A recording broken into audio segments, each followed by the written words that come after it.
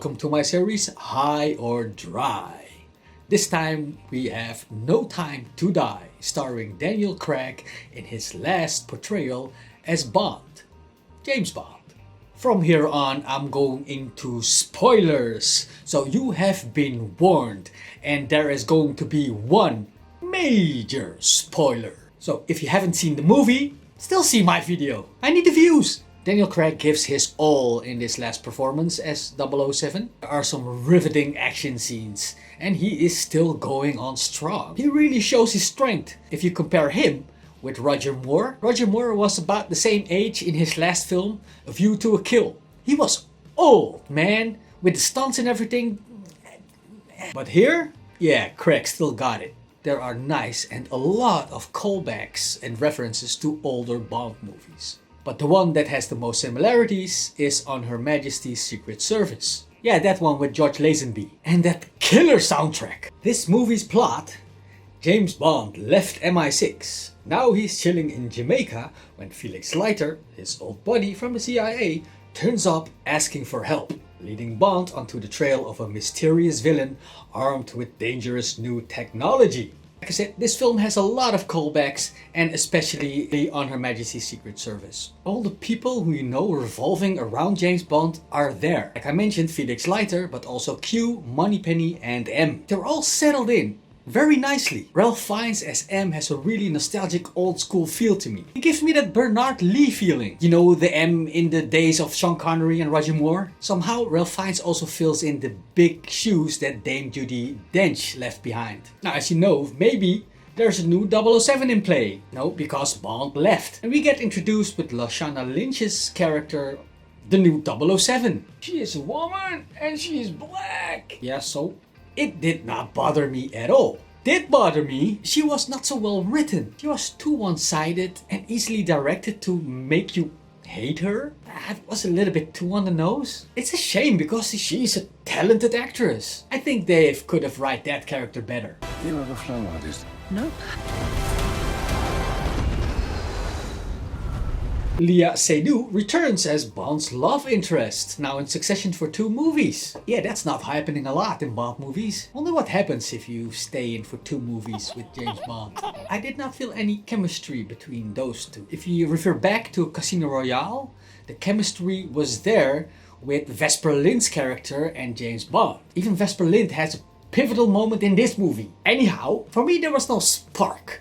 But, major spoiler, Bond knocks her up. Yeah, he's going to be a dad. And because of the plot, he is only seeing her after 5 years. So when Bond is locking eyes with his daughter, he knows. I know he knows. You're my offspring. We have another Bond girl, played by Ana de Armas. Yeah, she's pretty. But not only that, she kicks ass. Yeah, I would make a 182 if I would see her and she would like kick that ass. Mama? You're late. Ooh, what a nice girl. Let me go to her. Never mind. If you like cars, well, better if you like Bond cars, you're in for a treat. One of my favorite Bond cars makes an appearance. There is a scene with the Aston Martin DB5, the classic. And as this is the last Craig portrayal of Bond, that car goes out with a bang. You can even see that part in the trailer. Bond in his DB5, tension building up because all the bad guys are shooting on the bulletproof windscreen inside of the car. Bond is doing plots with girl in the car. Tension building up more. Windows about to crack. And then he brings out his front wing machine guns. Even the bad guys go, oh shit, run! So he's going into first gear, revving it up, turns the wheel, and blasts the shit out of those people. Yeah, that was an awesome scene. Bond's own private car is the Aston Martin V8 Volante. We also see this car in The Living Daylights with Timothy Dalton. I really love this car. Also, newer Aston Martins were driven and shown. The DB Superleggera, driven by Lashana Lynch's 007, and the hypercar, the Aston Martin Valkyrie, only shown in a wind tunnel as a prototype. Yeah, so this movie had some nice things. Plot-wise, for our last Daniel Craig Bond, it was not satisfying for me. Somehow the Craig franchise felt rushed. Sounds strange, because it is 15 years. He's the longest running Bond. But just think of it. In 2006, 15 years ago, he started with Casino Royale. It is in fact a Bond Begins. 2 years later, we have the direct sequel, Quantum of Solace. So that's still Bond Begins. Part 2 then. The next film is Skyfall. You know what they are saying over there? Bond, you're old. Bond is retired. We just started. Even so, that film, that Bond is retired, is almost 10 years ago. Yeah, continuity is a bitch in the Bond franchise. So like I said, it's not a satisfying ending for the Craig saga. If you know On Her Majesty's Secret Service, you know that in that film there's going to be a spoiler for a 40-year-old movie, so be warned. So they took a very big element of that story. As you know, in that film, with George Lazenby's character of Bond is marrying the daughter of Blofeld, and she ends up getting killed just after they married. It's one of the saddest endings. So James Bond marries, they drive off, bang! Yeah, she dead. Bond holding her in her arms. And the end credits roll. With We Have All the Time in the World. Sung by Louis Armstrong. One of the best Bond songs. So what do they do this time? They kill off Bond. So he left behind a daughter and the mother of his daughter. But yeah, they kill Bond. Why? Killing Bond is a bold move. And I really appreciate him for it. The execution of it? No, man. I didn't buy it. So somehow Bond gets infected with a virus. Somehow with Technobabble DNA thing, he cannot touch or go near his daughter or the mother of his daughter. Why? Because then they will die. So in the end, he's making a choice. If I cannot see him, fuck it, I'm going to die on this island. While all hell's breaking loose.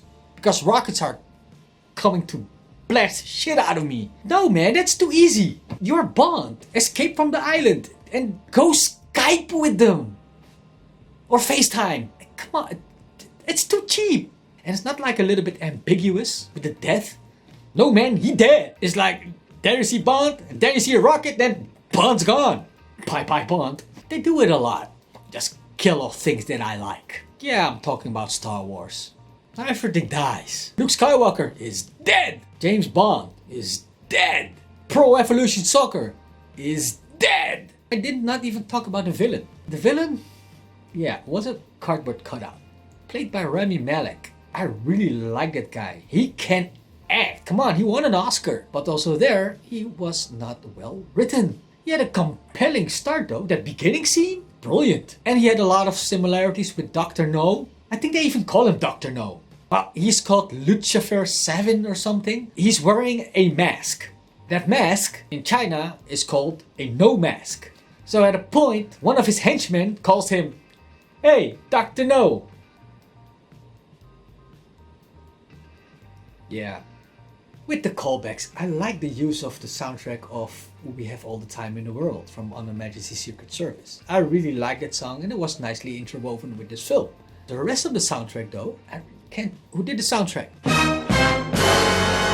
You have got to be kidding me. Again? Oh, come on, man. I know I'm unpopular with this because a lot of people like Hans Zimmer. I also like Hans Zimmer, but he goes downwards for me now, man. I did not like the Dune soundtrack, while a lot of people adore that soundtrack. But for me, it was annoying. And this time, he also directed. I have to look it up. Composer Hans Zimmer replaced director regular music composer Dan Romer during late 2019 due to creative differences. There is a lot of creative differences in this movie. It shows. The runtime is long. It's the longest Bond ever. 2 hours and 43 minutes. Well, they had a change of a musical director. It shows. I'm sorry, but that soundtrack? No. It was bland, forgettable, and I only liked it when they referred to We Have All the Time in the World. So that's a cheap shot. Hans Zimmer. We also had different writers coming in. So one writer got kicked out and they brought in Phoebe Waller-Bridge. Brilliant, you think. But somehow, I think they did not give her enough room. Why? Have you seen Killing Eve? Come on, man, it's a brilliant series. You also see a difference in tone. I guess because of reshoots and re-edits during the pandemic, This film has been postponed for like almost 2 years. It is a mess. Sadly, it shows. There's a very dark ending, but somehow also bittersweet. I like some parts of the movie. The ending, when Madeline Swan and her kid, Bond's kid, is driving off in the V8 Volante is nice. And although James Bond is like dead, they still close off the credits with James Bond will return. Somehow, maybe they can do a thing with the daughter. A bit like a Jane Bond. Haven't I seen Jane Bond movies? Yes, I have. Jane Bond meets Octopussy? Oh wait, there it is. Jane Bond and the Man with the Golden Rod. Holy shit, these are awesome movies. And now for my recommendation. Go to the cinema dry, or does this flick require a high? High. Go in high. Go in wasted. Take your multiple shots of shaken vodka martinis, which are not stirred of course. The long runtime begs for some edibles. At least you can have fun and appreciate the many references and callbacks, maybe even better, 10. But as a Bond fan, you need to get this on with alcohol, as James Bond is always boasting with his vodkas, Heinekens and Bollinger RDs. You now can get equally booze sophisticated by drinking the piss out of yourself during this film. How many fingers am I holding up? Just a little off the top. Keep the sideburns. They should have called this movie No Time to High. Or No Time to Dry.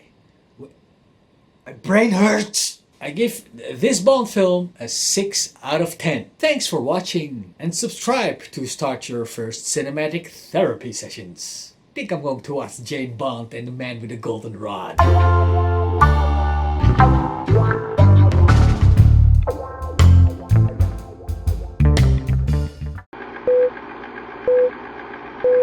Bond. James Bond. Bond. James Bond.